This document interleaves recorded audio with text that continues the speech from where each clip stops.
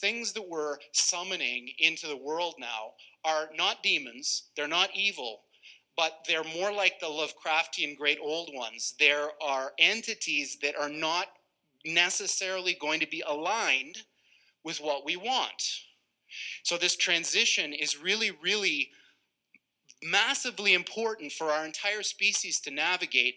And going back to that thing that Sam Harris was saying, nobody is paying attention. This thing is happening in the background while people bicker about politics and what's going to be in the healthcare plan in the US. And underneath it all is this rising tsunami that, if we're not careful, is going to wipe us all out. Think we're getting down into the 40s, or this is it already? No, I mean, look, prices go down because there's more sellers than buyers, obviously. And so the question is who's selling? And there's really two main culprits at the moment. The German government has about 50,000 Bitcoin that they seized from a pirating website, and they've been trying to offload it. What's interesting about it, if you look at the on-chain data, is they're basically going to as many exchanges as they can and trying to sell. And so they're about halfway through that right now. It's about $2.5 billion.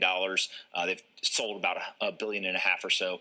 And then there's also the Mt.Gox Bitcoin that's been distributed. And so I think people more so are scared, hey, if there's billions of dollars being distributed back, are these people who have been illiquid for years just going to sell it? What's really interesting about this is Bitcoin is still very illiquid. And so there's most of the Bitcoin that is out there being held by people that have a long-term view. And so when a seller shows up with just a couple billion dollars, the price will go down.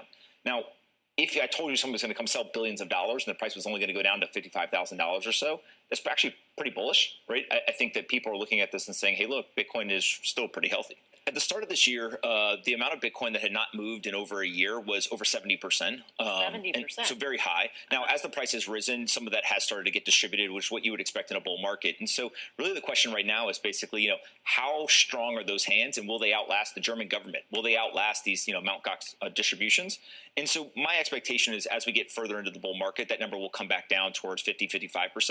But still, at least half of the Bitcoin probably is being held by people who have a 10-plus year time horizon. Didn't it go up because ETFs had to buy and buy the incremental amount that was the same thing that you're talking about now? There wasn't enough to buy to go into the ETF, so then it just flips right around when there is more, and what the ETFs are already satiated.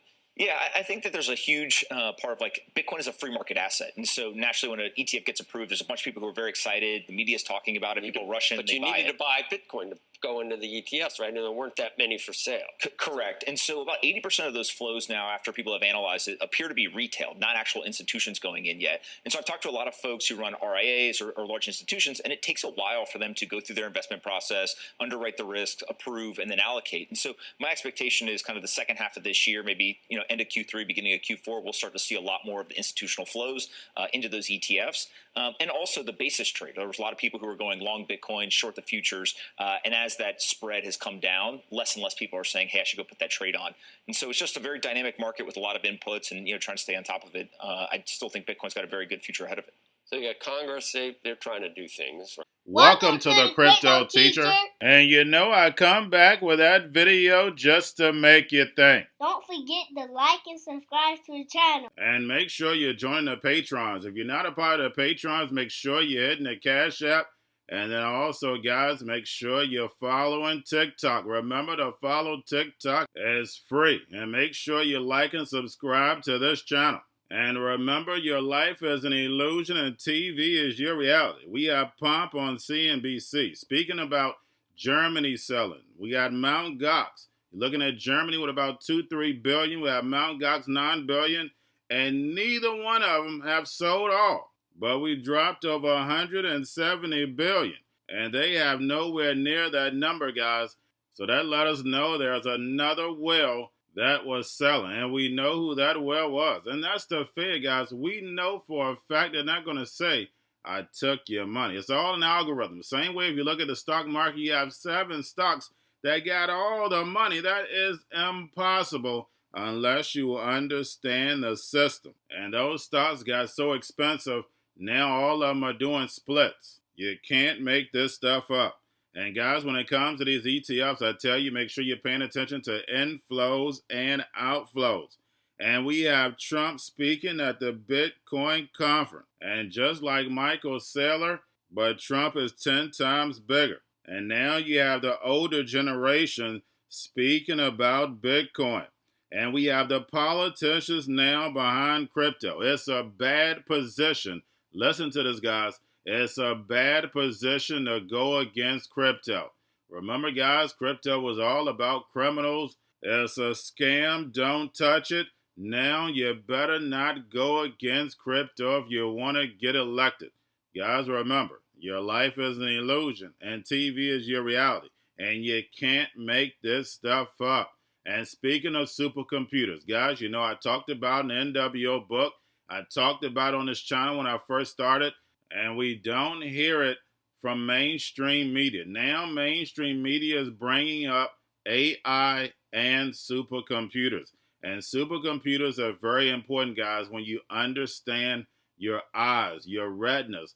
That's what gives you your picture. And a lot of times when you see things on television, you can't trust your eyes and ears. Supercomputers are going to make it 100 times worse. Remember, they have eyes, but they do not see. They have ears, but they do not hear. You have to be conscious. And sometimes you got to wait a couple of days to figure things out. I see it so many times on social media. Someone sees something, responds to it, but it's not even real. And like I stated, supercomputers are going to make that 100 times worse, because the eyes and ears are the window to the soul. And remember, the crypto teacher told you, because he knows when it comes to the NWO, it's all planned out. You have a wonderful day. Trump has positioned himself as a pro-Bitcoin, pro-crypto candidate. Really? And look, I actually think that if you watch his public comments, he has followed pretty much the exact thought process and journey that most Bitcoiners follow. At first you hear about it, you're like, there's no way this could be real. This is a scam. There's probably criminals using this, etc. Then you get interested. Then it's all about price. And then eventually you get convinced of sound money principles and kind of the other ethos around it.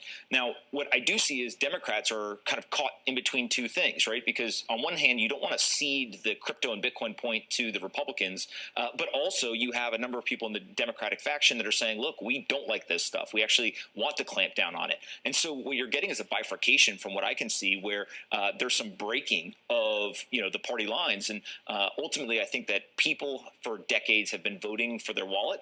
Bitcoin and crypto is just the latest version of that. And so when they go into that ballot box in November, they're going to look for a pro-crypto or pro-Bitcoin candidate, whether it's at the presidential level or state, Senate, Congress, etc. Will that be enough to be a catalyst for Bitcoin if Donald Trump were elected?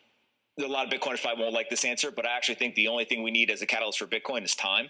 One of these interesting things about, if you go and look through all these different cycles, the summer's just slow. People are doing stuff. People are traveling. They're not sitting in front of their computer watching a chart. And so when we get into September and beyond, I think that's just enough to get the price to go back up. We're still with just the store value, though. That's enough for you right now. We're still not sending it to relatives over in Ukraine or something. Again, maybe not a popular answer, but Bitcoin definitely has won the store of value, in the crypto asset class. But stable coins are winning the medium of exchange. And I think that if you look at the data, stable coins now do just as much volume as Visa. And ultimately, people want an asset that if they go and they spend it or they send it to a friend, it's not going to be worth 2, 3, 4x more in the future, right? And so dollars, they believe, are going to actually be worth less in the future. And so it makes sense that they want to spend the dollars on a blockchain and then hold Bitcoin in store. You don't want to buy that pizza instead of a Bugatti, right? It's better to use dollars and hold your Bitcoin than it is to do the opposite. The House, we had 21 Democrats join with the Republicans to repeal this Biden rule that says you have to hold crypto like it's some other object, not like you hold banks traditionally hold things in custody. And so it actually makes those that own crypto go to less reliant folks to hold their assets than more reliant people and safer folks. And so we had 21 Democrats vote for that. We had 71 Democrats in the House vote for a full market regulation of crypto, another major initiative out of the House. 71 Democrats voted for that. What was contained in that bill was the repeal of this very rule that only 21 Democrats voted for. So that, I think, enables us to get a higher vote total today. And then the fact that we're in a political year and people are looking around and realizing it's a really bad position to be against what your voters want and having clarity for crypto. With more Americans owning crypto and more Americans interested in the asset class and the use of these things, it would be crazy for a politician to stand in the way of that. And so we're going to give them the opportunity to move today from their original position from 3 months ago. So the land grab here is really for the tens and hundred, maybe $billion of compute power to power AI. And yesterday, the information broke that Elon Musk, who had been talking to Oracle about partnering with them to train his competitor to OpenAI, has said, no, I'm going to go at it alone. And actually, the talks broke down over disagreements over how fast a supercomputer could be. So that shows you kind of where we are in this AI race. But what's interesting to me is, so Elon was talking to Oracle, is doing it alone. At the same time, Oracle is helping Microsoft supply its compute power to power OpenAI. So what we're really seeing here is a very, very expensive land grab over what we're now calling supercomputers. And I think it has a lot of implications for really the business models and cost structures of these companies going forward. Going to a different economy, and we're going to be learning more about that as we go. But clearly, we're learning that things can be done from remote locations. We're learning that technology can replace people even more than we thought.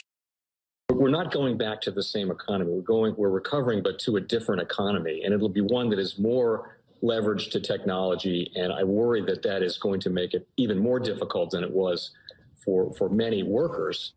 In Silicon Valley, and my friends who work in technology know that what we did to the manufacturing workers, we are now going to do to the retail workers, the call center workers, the fast food workers, the truck drivers, and then even bookkeepers, accountants, insurance agents, lawyers, and on through the economy. So what happened to the manufacturing workers is a very clear sign. And so we'll import Chinese-based CBDC technology. So it's going to be CBDC in a box provided to you by the People's Bank of China.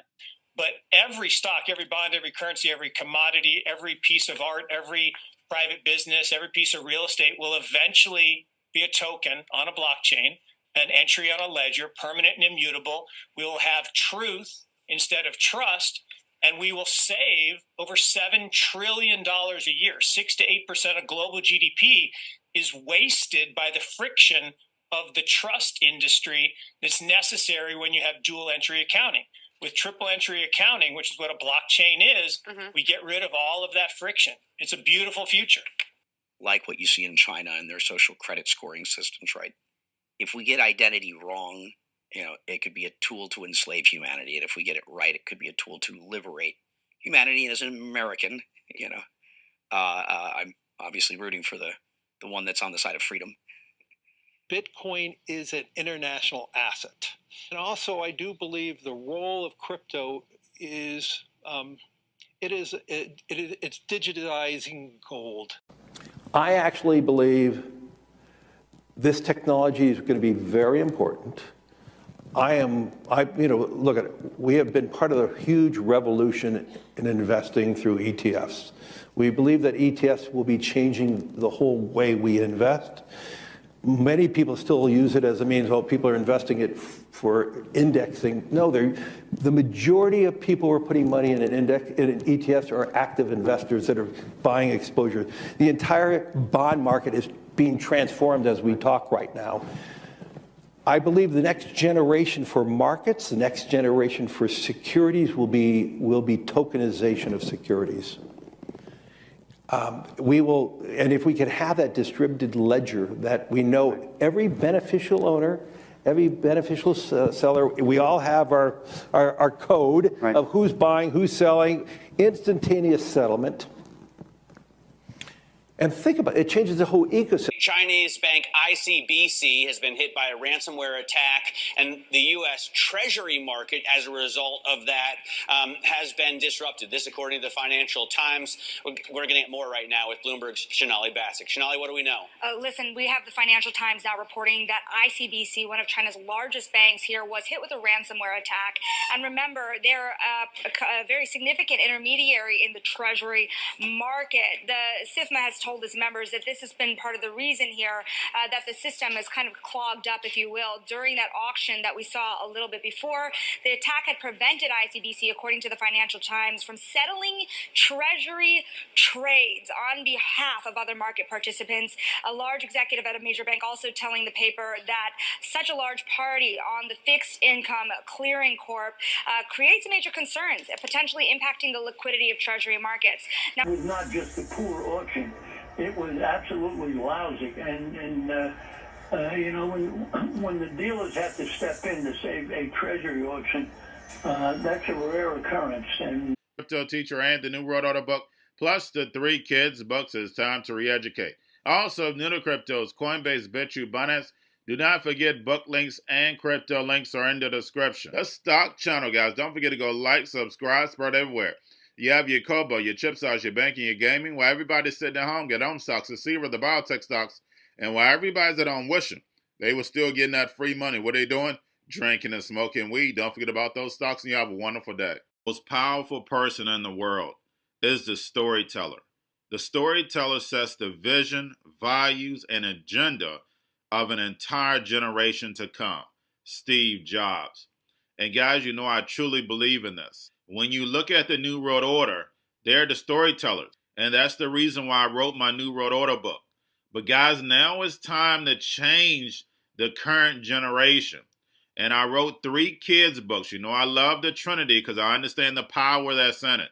So I have 3 books. We have an opportunity to change the generation, to educate, not just me, but I want to show you that I take action on a daily basis.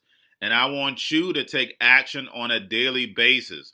Whether it's your job, whether it's in your community, we have an opportunity right now to educate the masses. I posted this on my Twitter account. Please share, but this is a short clip of the 3 books. There's going to be a clothing line and action figures. Please get these books for your kids, nephews, cousins, friends, so therefore we can start the re-education now. Because as we see, the 4th Industrial Revolution foundation is definitely here. Robots, algorithms, drones, taking humanity out the picture. We have to re-educate. But let's get into the video. Part 1. King Joshua and Grandma Tam save the village. Part 2. King Joshua and Grandma Tam save New York from COVID 33. Part 3. King Joshua and Grandma Tam goes to China. It's mandatory to get part 1, part 2, and part 3 of this series. It's time to re-educate Generation Z.